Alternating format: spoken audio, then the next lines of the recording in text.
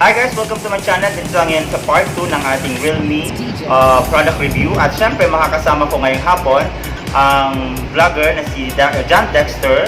At siya din yung nag-ano sa akin guys, nag-encourage na bilhin ko daw yung Realme 5i. So para mas maintindihan natin yung Realme, kung ano ba yung mga features niya. So kasama ko ngayon guys ang pinaka-pogi na vlogger na si John Dexter!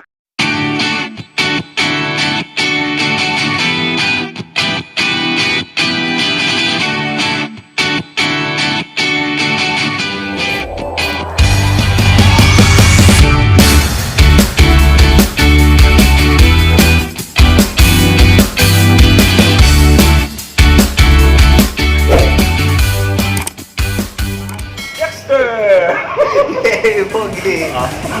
Okay then. Hello guys, I'm JD. So, andito ako ngayon para ipaliwanag sa inyo, ipakita talaga sa inyo kung ano yung Realme 5i or ano yung kinagandahan ng Realme 5i. So, ayan yung Realme 5i natin. So, dalawang kulay siya. Una po, sa design muna tayo. So, dalawang kulay ang Realme 5i natin. Merong aqua blue at merong forest green. Ito yung forest green. So, ayan, pinakita niya. So, kung napapansin niyo sa design natin, aqua blue at forest green is hinahalin tulad siya, kumbaga, sa nature. Kumbaga, aqua blue. Oo, sa nature yan. Parang nature design siya kasi aqua blue at forest green. So, ayan, nature lover ang Realme. So, alam niyo na, nature lover ang Realme. So, yan. Then, yun yung design niya. Then, sa front naman niya, meron tayong screen na 6.52. Mini dewdrop po siya. So, ang meaning po ng dewdrop, meron tayong full screen na yung parang pag-ganon siya. At meron itong, yung tinatawag na dewdrop. Parang teardrop design siya. So, ayan, 6.52 po ang screen na yan. Yan. 6.52. And then, naka-HD po ang ating Realme 5i. So, okay naman yung HD, high definition. Ano yung pinakaiba niya dun sa ibang phone? Ano yung features niya? So, yan. Merong, ang HD kasi high definition phone, malinaw na siya kaysa sa mga, like yung mga phone na unang labas na Android phone, hindi pa siya naka-HD. Parang, IS pa lang siya. Mas hanapin niyo lang sa Google kung ano yung IS. So, ayan. Next is punta naman tayo sa kanyang camera. So, sa rear camera muna tayo or sa main camera. So, kung napapansin nyo, merong 4 na camera. Rear camera nga, di ba? Sorry. Rear camera yon, 4 na. Quad camera po siya. Ang Realme 5i po natin is naka-quad camera. Yan po. So, yung 4 na camera niya, baka mag-wonder kayo, baka 4 yung camera, pero baka hindi naman gumagana yung iba. Kasi merong mga China phones, pasinsabi lang ko sa mga China phones, yung ibang camera hindi naman gumagana. Minsan lilima yung camera, tatlo, pero yung ibang Parang camera, ano lang yun? Parang design lang. Yung mga, mga phone sa Philippines, hindi naman siya branded na phone. So, ayan, explain ko po sa inyo kung ano yung andyan sa ating camera. So, una po, yung pinakaunang camera sa taas. Ginagamit po siya para sa ultra-wide at meron po siyang 8 megapixels na camera. So, 8MP for ultra-wide. So, ultra-wide po, kung hindi niyo po alam kung ano yung ultra-wide, ipapakita natin yung anong ultra-wide. So, ayan, i-front mo doon, aking assistant. So, sorry. Wait lang. Binibideo mo? Sorry. Okay. Ayan. Okay. Ito, andito sa taas yung kanyang ultra-wide. Ayan. Ay, hindi ko pa ito So, na-try. ayan. Nagwa-wide siya. Kung naka-off po siya, malapit siya. The best po to para sa mga close room. Pwede po siyang pang ultra-wide yan. Nagwa-wide po bigla. Ay, hindi ko pa ito na-try. Yan. Nagwa-wide Okay. yung pictures. Pati po sa video, meron Ito po siya. Ito yun. Supported. Yan po yung ultra-wide natin. Then next po, i-off natin yung ultra-wide. Meron po tayong yung pangatlong camera muna sa likod. Meron tayong portrait mode. Ang portrait mode po, yun po yung nag-blur sa likod. Yung parang mga features po sa cameras na focus lang siya kung saan siya nag-picture, tsaka may blur sa likod. So alam na po natin kung ano yung portrait mode kasi yan po yung unang features na naging uso sa mga smartphones, lalo na sa iPhone. Unang lumabas siya sa iPhone. Then next po is yung ultra macro lens. Sa mga nagtatanong po kung ano po yung ultra macro lens. So, ang ultra macro lens po, yun po yung macro, yung mga macro things or mga maliliit na things, kaya niya pong picturean. Yun, may 4 cm po siyang macro lens. Tulad po ng mga gagamba, yung mga maliit na insekto na gusto niya. Kaya bang langgam? Kayang-kaya yung langgam. Talaga? Kayang-kaya yung mga langgam na maliliit. Maganda po siya for Instagram pictures like mga insects, gano'n. Then next po is yung last, yung pangalawang camera. Ito naman yung main camera niya or the main shooter. Alin ito? Itong pangalawa. Ito. So, Ito yung pangalawa, ito yung main shooter siya, yung pangalawa. Hindi yung una, kasi ultra-wide yan. Yung pangalawa, ito yung main shooter niya. Yan yung pinaka-main camera ginagamit sa videos, tapos sa photos, yun po yung mga, yan po yung ating main camera. So ito yung ultra-wide. Ultra-wide is 8MP, yung main camera is 12MP. The portrait mode, saka yung macro lens, same po silang naka 2MP.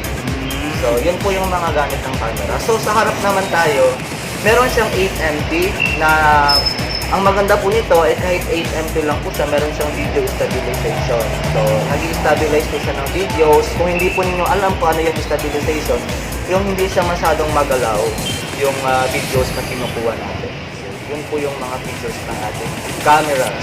So, next po is variant naman po tayo. Yung variant po ng ating Realme 5 ay iisa lang po. Sa halagang 6,990 or 6,990, meron ka ng quad camera at may 3 GB na RAM. Yung RAM po is, sa hindi po nakakaalam, yun yung random access memory. Yung random access memory po, yun po yung nagpapatakbo ng mga applications. Hanggang po may inopen po kayong application, doon kukuha ng data sa RAM. Okay? Tapos meron din tayong 64 GB na ROM. Magkaiba po yung RAM sa ROM. So, hindi po nakakaalam, yung ROM po, yun po yung read-only memory. So, ang read-only memory po, yun po yung, doon po natin sinisave ang mga applications natin. Kumbaga, yun yung built-in memory card or memory ng ating phones. Yun yung ROM at RAM. So, magkaiba po sila.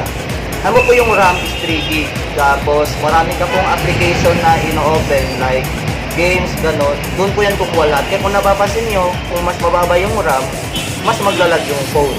Pero 3 GB na RAM is too much na po para sa mga pang-video lang or hindi naman kayo gamer. Pero Sabi sabi nila okay lang dyan sa pag-store. okay na okay ang Realme 5i kasi po sa hindi po nakakaalam, mula entry level na phone namin yung Realme C2 hanggang sa high-end phone namin, design po siya for gaming. Okay. Ang mga phones namin. Then, design din po siya for photography. So, sa hindi po nakakaalam, yung mga lens po ng ating Realme is mga Sony lens po siya. So, karamihan po ng phones namin, simula po tayo sa Realme 5 series hanggang XT, mga naka-Sony lens po yan. Kaya napakaganda po kung napapansin po ninyo, maganda po yung reviews ng videos at photos ng Realme. So, ayan po, sa hindi po nakakaalam pala, yung Realme po, kung bago pa kayo sa Realme, hindi po nakakaalam sa Realme. Ang Realme po, pumasok po dito sa Pilipinas noong May 4, 2018. So, bagong-bago pa lang po siya, mag-2 years pa lang po siya dito sa Pilipinas. And then, yan po, yung marami po nagsasabi kung saan gawa yung Realme, kung ano ba siya. So, lahat naman po ng smartphones is assembled po siya sa China. Sabihin na natin yung Oppo, Vivo, yung ibang brands, hindi na ako magbabanggit na ibang brands. I-assembled po siya sa China. Ang pinagkaiba lang po kung saan galing yung mga parts ng phone. So, ang mga parts po ng phone namin is mostly po galing po India and galing US. Like po sa mga lens po is Sony lens, galing US naman po talaga yung lens niya. Tapos yung iba po is galing India. So, ayan po. Next naman po is punta tayo sa processor ng phone. Ang processor po ng phone, yun po yung parang CPU. Kung sa mga computer naman po, may mga CPU po. Ang CPU po or processor ng ating Realme 5i is Snapdragon 665 AIE. So, yes, yung processor po natin is Snapdragon QSD, Qualcomm Snapdragon 665. Yun po yung pinakamaganda ngayon for the meantime na processor ng mga phone. Kasi for gaming siya at mabilis siya mag-response na CPU. Like ang Snapdragon 665 po is mostly po is for gaming po talaga siya. Kaya nga sabi ko po sa inyo, design for gaming po yung ating Realme phones. And kung napapansin niyo po, Snapdragon 665 AIE, may AIE po siya. Ang ibig sabihin naman po ng AIE is Artificial Intelligent NGO. Wow. Yes, yung AI. AI po, ibig sabihin Artificial Intelligence. Yun po yung isang features ng mga CPU ngayon or mga processor ngayon na kung saan may intelligence na po yung phone. Halimbawa po, example ko po sa inyo, sa camera po. Pag itong Realme po natin, na-picture po sa food, magdetect po siya for food. Kaya pala. Kaya po, kung kaya mag-ano siya, para mag-stabilize, ay mag-ano siya, para i-enhance niya yung kulay ng foods, ganyan. Tapos, meron naman po tayong, pag tao naman, yung pipicturan niya, portrait naman po ang tawag doon, lumalabas. Tapos pag mga ulan naman, droplets, ganyan. Basta AI yung processor ng phone. Kaya pala nagtatry ako, may lumabas na. Lumalabas. Tinoto ko saan. Halimbawa naman po, mga flowers, tapos okay. lalabas naman dyan, nature, parang ganun. Kaya, AI po yung ating Realme phone. And next naman po, palitan natin po yung mga features ng, ibang mga features ng camera natin. So, ipakita, masyado pong maraming harap natin. Marami pong mga features yung ating Realme 5. Una po, meron po tayong, napakita ko na sa inyo yung ultra-wide. Meron po tayong isang magandang feature is yung Chroma Boost. Ano yan? Yan. So, hindi po nakakalam ng Chroma Boost natin. Pag naka-on and off po siya. Try natin po i-picture ng walang Chroma Boost. Naman po sa bag mo. I-picture mo ng walang Chroma Boost. Same lang ha. Huwag mo yan. Huwag mo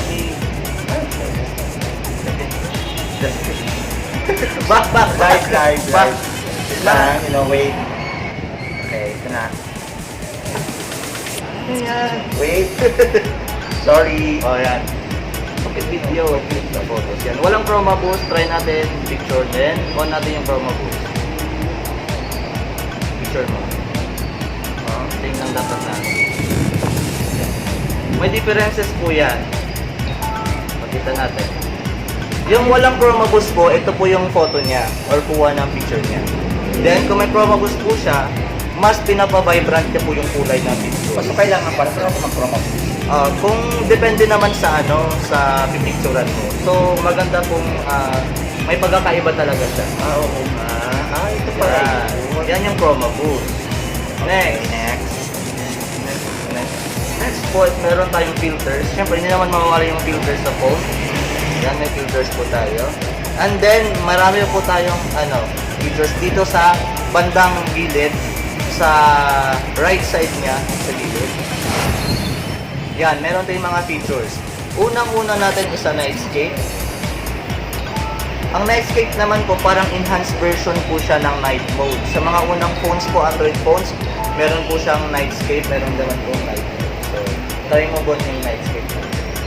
Pero shoot, sa mga po pala, pag nag-shoot po tayo, nag-shoot pa. Kailangan ba hindi galawin? Sorry. So, yan po. Kailangan ba hindi galawin? Kailangan. Meron pong seconds yung pagkukuha ng night Pero hindi naman Pero hindi siya masyadong enhanced. Kailangan maggagalaw. Okay. So, try natin yung ating nightscape. Yan. May oras bagabon yun po. Kailangan pa hindi gumalaw. Hindi, kasi huwag kang gumalaw. Yan. Agad naman. Mas enhanced yung, mas maganda yung yung Hindi pa naman kasi gabi masyado. Yan. Then, next po natin, may features na po tayo. Pero hindi pa kasi gabi guys masyado kaya. Ang nightscape po, intended po siya para sa gabi. Kaya nga nightscape siya. Okay. Next po, meron tayong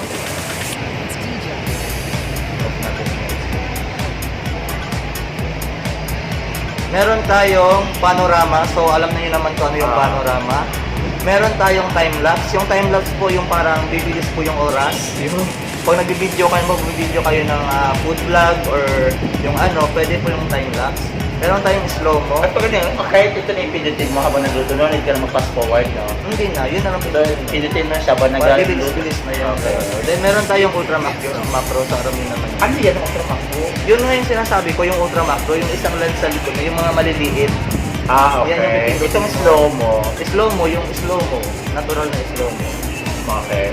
And then, yung expert po, marami ko lang tanong kung ano yung expert. So, ang expert po, yun po yung features din ng camera kung saan ay i-enhance niya po yung mga video agad-agad. Hindi na po kailangan i-edit.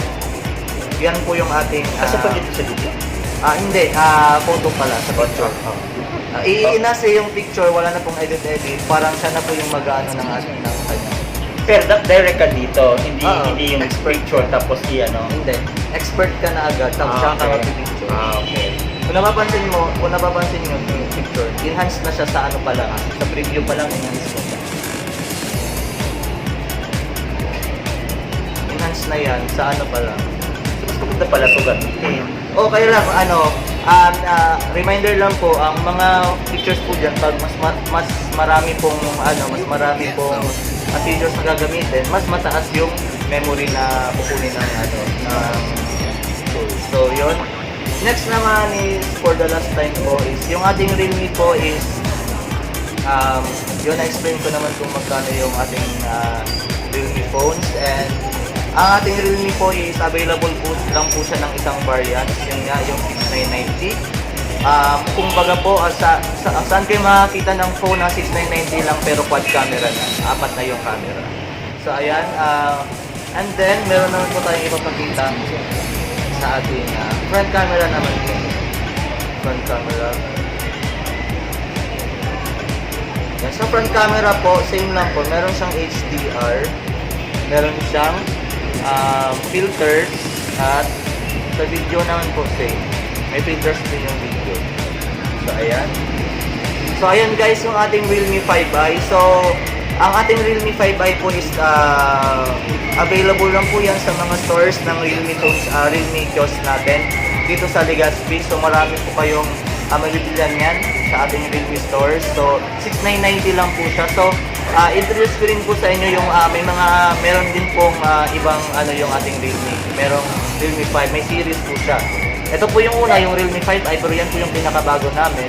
Tapos meron tayong Realme 5. Pakita ko sa inyo yung ating Realme 5. Ito naman po yung ating Realme 5. So ang pinagkaiba lang po niya is sa camera po sa front. Ang camera po natin sa Realme 5 is 13MP po yung camera niya. So ito po 8MP lang po. Then may isang features pa po pala, baka makalimutan ko. Yung ating Realme 5i po is isa po siyang massive battery. Kumbaga matagal po siya maloban. Yung Realme 5 po 5,000 mAh, massive battery din siya. Pero ito pong Realme 5i, may supported po siya na reverse charging. Yung reverse charging po, para na pong power bank nito yung ating Realme 5i. So pwede pong maki-charge dito yung ibang phone. Para po, gamit lang po yung OTG connectors. So alam niyo, yung OTG connector, alam niyo naman yun. Pwede yung maki-charge dito yung ibang phone. So parang power bank siya. Then pag standby time niya naman po, halimbawa po is wala namang wifi, walang data, 30 days po ang standby time ng ating Realme 5i. Kung naka-standby lang siya, hinayaan mo lang dyan, aabot po siya ng 30 days. So mga isang buwan. So ayan po. So ito po yung ating Realme 5 at meron po tayong yung high version po niya, yung Realme 5 Pro. So mas maganda po yun kasi po Sony lens din siya, mas mataas. So yan po yung ating Realme 5. Ayan, so guys marami na kayong nalaman tungkol sa Realme 5i. So ano pang hinihintay nyo guys? Punta na kayo dito sa Ayala. Marami pong stores pala yung ating Realme. Meron po sa Ayala, meron po sa Pacific Mall Kiosk, meron po tayong Ayala Kiosk dito. So saan kanila matatagpuan? So kung gusto niyo po sa akin bumili, at sa akin na lang po kayo bumili. Sa Yashano Mall po ako naka-assign. Isa lang naman yung Realme doon. So marami pong freebies kaming binibigay, pero sa wala pong freebies, hindi ba dumarating? So for delivery na yung freebies namin. Pero pinapollow ko naman yung freebies sa mga customers ko. So tulad ni Bon, customer ko siya, pinapollow ko naman yung freebies. Alam niyo naman, pag free, ubus agad, syempre. So ayan, Yashano Mall lang po ako, pwede po kayong bumili doon. Marami po kaming units na kung ano pong gusto yung units. Mula 4,990 hanggang pinakahiyan po namin is 16,990. So ayan po guys, avail na po kayo kung gusto nyo mag-avail ng ating Realme 5. Ating Realme po. Okay, so again guys pala, aside dun sa siya ay promote ng Realme, siya po ay isa ding vlogger. So promote mo yung channel. Yes, so ayan guys, sa ngayon po guys, is hindi po muna ako nag-vlog kasi masyado po akong busy, siyempre dito sa trabaho ko. So, yan po, ang aking vlog po is JD Contest. So, ang contest po is name po name po ng mama ko. So, kaya hindi ko nito JD Contest po yung vlog ko. So, may mga videos na po ako dun guys. Pwede niyo po ang subscribe at watch niyo po yung mga videos na andun ko. So, mga year na po kasi ako hindi nag-vlog, pero sa susunod po babalik po ako para mag-vlog pag hindi na po masyadong busy. So, ayan. So ayan guys, maraming salamat sa pagsama sa amin ngayong gabi sa pag-review at pag-explain sa atin ni Dex ng mga features ng Realme 5i. So again, maraming salamat at kung nagustuhan niyo ang aking video, huwag kalimutan mag-subscribe at pindutin ang notification bell para sa update na latest videos na i-upload ko. Hanggang sa muli guys, paalam guys! Thank you. Love you! Sound check, mic test, sound check, sound. Hi guys, welcome to my channel. Ay, hindi mo pagkaputan. Yan, sabi ko na, itarang galing ko lang. Diba? Hello. Hello, Mike. Hi, if you like this video, don't forget to subscribe, hit the notification bell for more updates of my latest videos. Bye!